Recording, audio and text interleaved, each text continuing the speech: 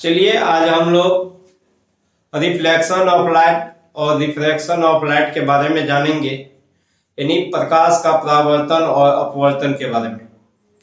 तो प्रकाश का परावर्तन क्या है?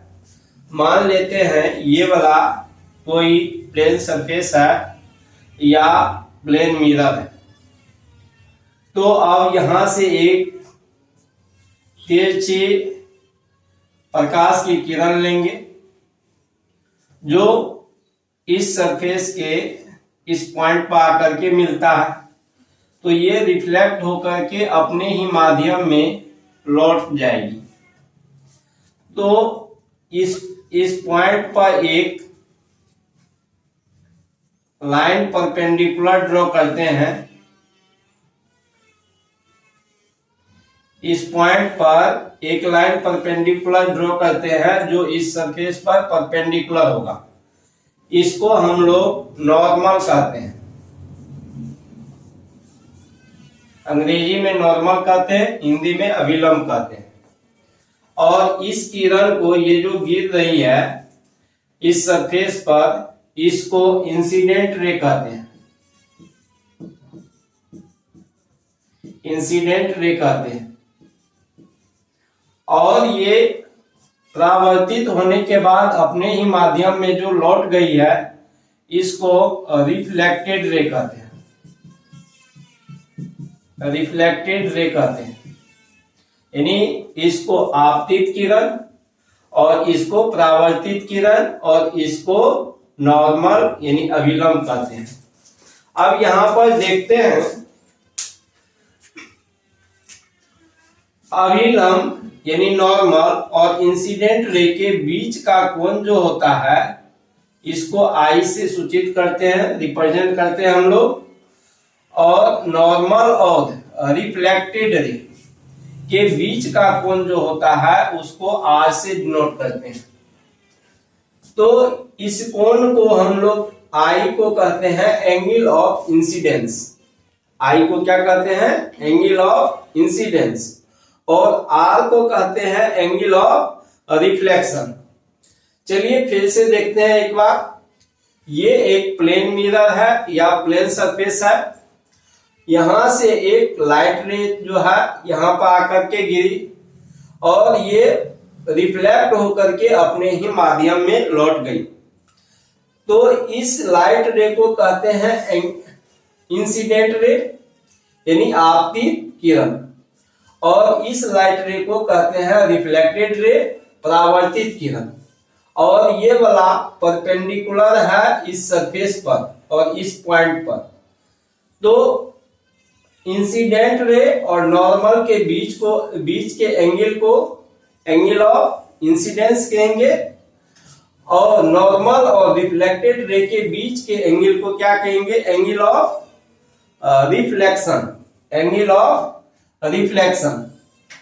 तो यहां पर रिफ्लेक्शन का डिफिनेशन क्या होगा? तो रिफ्लेक्शन एक प्रकार का घटना है। अब कैसा घटना है?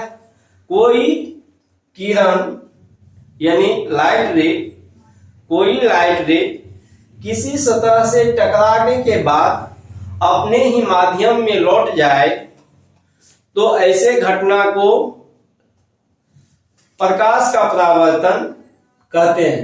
यानी प्रकाश का परावर्तन को हम अंग्रेजी में कह सकते हैं रिफ्लेक्शन ऑफ लाइट। तो ये तो रिफ्लेक्शन का डिफिनेशन हो गया। उसके बाद यहां रिफ्लेक्शन का दो लॉ है। पहला नियम है कि इंसिडेंट रे, रिफ्लेक्टेड रे और normal, incident ray, reflected ray और ये नॉर्मल, तीनों एक ही प्लेन में होता है। अभी ये तीनों किस प्लेन में है? इंसिडेंट रे, रिफ्लेक्टेड रे, ये नॉर्मल अभी बोर्ड के प्लेन में, जिस पर हम पढ़ रहे हैं उसी के प्लेन में।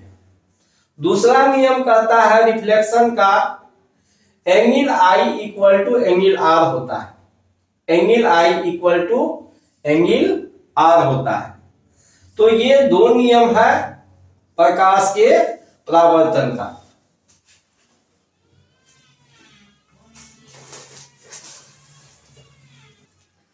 चलिए अब देख लेते हैं रिफ्रैक्शन के बारे में। तो रिफ्रैक्शन भी एक प्रकार का घटना है। अब ये कैसा घटना है कि मान लीजिए कि दो मीडियम है, इधर एयर है और इधर वाटर है, हवा है, इधर हवा है और इधर पानी है। तो ये लाइन जो है दोनों मीडियम को सेपरेट करने वाला सरफेस को दिखा रहा है। ये लाइन किसको दिखा रहा है? दोनों मीडियम एयर और वाटर को अलग करने वाला सरफेस को ये लाइन दिखा रहा है। ये हॉरिजॉन्टल लाइन किसको दिखा रहा है? एयर और वाटर को अलग करने वाले सरफेस को दिखा रहा है। अब क्या है, एक तिरछी प्रकाश की किरण सलेंट लाइट रे लेते हैं। तो ये हवा से आ रही है और इस सरफेस पर टकराई और इस सरफेस पर इस पॉइंट पर एक नॉर्मल हम जो है ड्रॉ कर लेते हैं।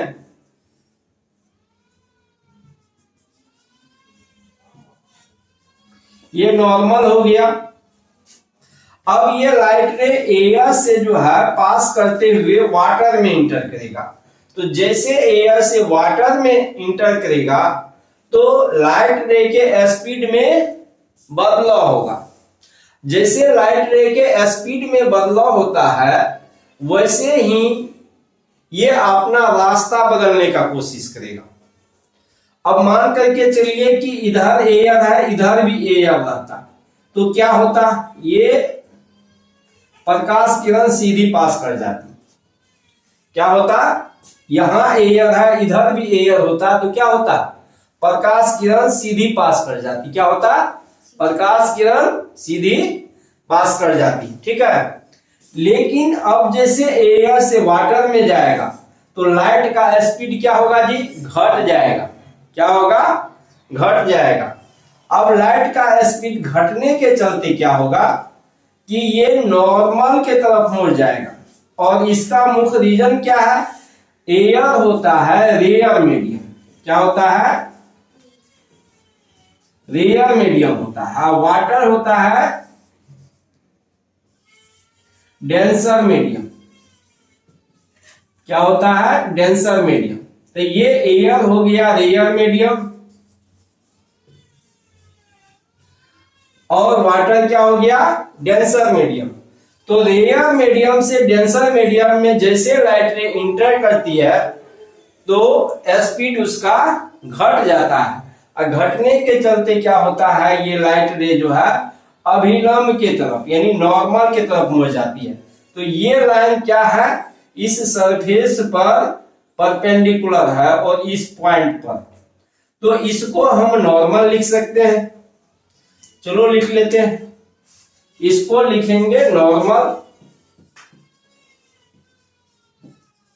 तो ये लाइन नॉर्मल हो गया। और ये प्रकाश की किरण जो है लाइट रे है, इसको क्या कहेंगे? Incident ray. क्या कहेंगे? Incident ray. अब यहां पर घटना हो रहा है रिफ्रैक्शन का। एक माध्यम से दूसरे माध्यम में प्रकाश किरण जो है इंटर कर रही है, तो इसको जो है इस लाइट रे को क्या कहेंगे? रिफ्रैक्टेड रे। क्या कहेंगे? रिफ्रैक्टेड रे। क्या कहेंगे इस लाइट रे को? रिफ्रैक्टेड रे।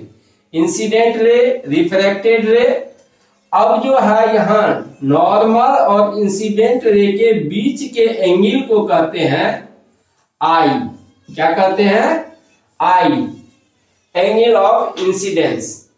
उसके बाद नॉर्मल और रिफ्रैक्टेड रे के बीच के एंगल को आर कहते हैं, angle of refraction. Angle of refraction. तो अब ये घटना कैसा हुआ? जब तिरछी किरण एक माध्यम से दूसरे माध्यम में गई तो अपना रास्ता बदल ली। तो इस घटना को हम कहते हैं प्रकाश का अपवर्तन यानी रिफ्रैक्शन ऑफ लाइट। क्या कहते हैं? Refraction of light. अब तो यहां देखिए एयर से वाटर में आते हैं, फिर क्या देखेंगे हम लोग, ये मान लो कि एक सरफेस है जो दो मीडियम को अलग करता है। ऊपर ले लेते हैं वाटर, नीचे ले लेते हैं एयर। क्या ले लेते हैं नीचे? एयर। तो वाटर क्या हो गया? Denser medium. क्या हो गया? Water denser medium. एयर क्या हो गया? Rare medium. क्या हो गया? Rare medium. तो अब क्या होगा? अब मान लो कि ये तिरछी प्रकाश किरणें यहां आकर के गिर गई। अब इस पॉइंट पर एक नॉर्मल डालेंगे हम लोग, ये नॉर्मल हो गया। अब प्रकाश की किरण यदि जो है ये वाटर और एयर एक ही मीडियम को ही रहता, पूरे का पूरे में वाटर ही रहता, तो क्या होता? प्रकाश किरण सीधी निकल जाती। क्या होता? प्रकाश किरण सीधी निकल जाती। लेकिन हुआ क्या? वाटर से एयर में आ रहा है, पहले डेंसर फिर रेयर।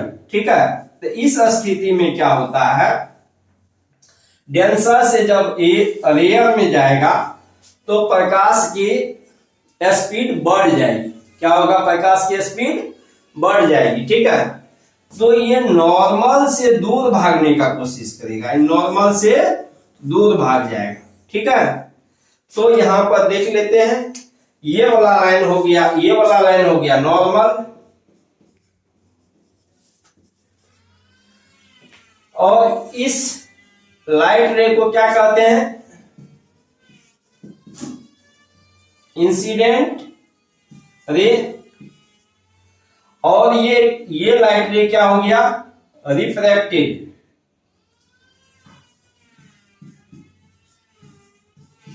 रिफ्रैक्टेड रे। अब यहां देखिए, नॉर्मल और इंसिडेंट रे के बीच के एंगल को कहते हैं आई, यानी एंगल ऑफ इंसिडेंस। क्या कहते हैं? आई को एंगल ऑफ इंसिडेंस। और नॉर्मल और रिफ्रैक्टेड रे के बीच के एंगल को आर से डिनोट करते हैं, और आर को कहते हैं हम लोग angle of refraction. Angle of refraction. तो ये आई हो गया एंगल ऑफ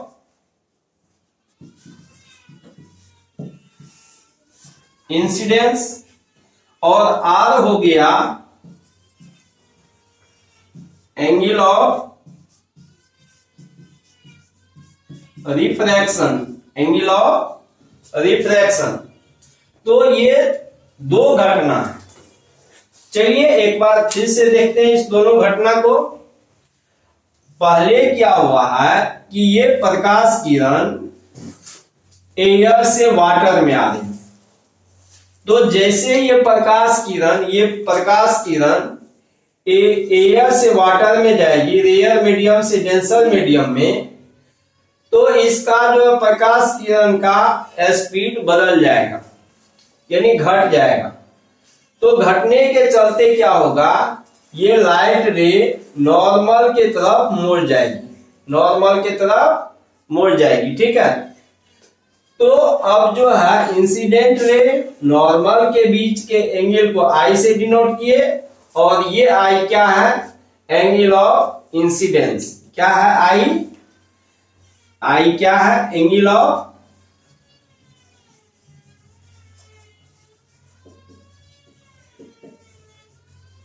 इंसिडेंस। और ये आर क्या है? Angle of refraction. क्या है ये? R angle of refraction. और दूसरा घटना था कि वाटर से एयर में गया, यानी डेंसर मीडियम से रेयर मीडियम में, तो क्या हुआ? इंसिडेंट रे जैसे वाटर से एयर में जाएगा, इसका लाइट रे का स्पीड बढ़ जाएगा। ये बढ़ने के चलते क्या होता है, ये नॉर्मल से लाइट रे दूर भागती है। तो अब जो है ये नॉर्मल और इंसिडेंट रे के बीच के एंगल को आई, नॉर्मल और रिफ्रैक्टेड रे के बीच के एंगल को आर, आई हो गया एंगल ऑफ इंसिडेंस और आर हो गया एंगल ऑफ रिफ्रैक्शन।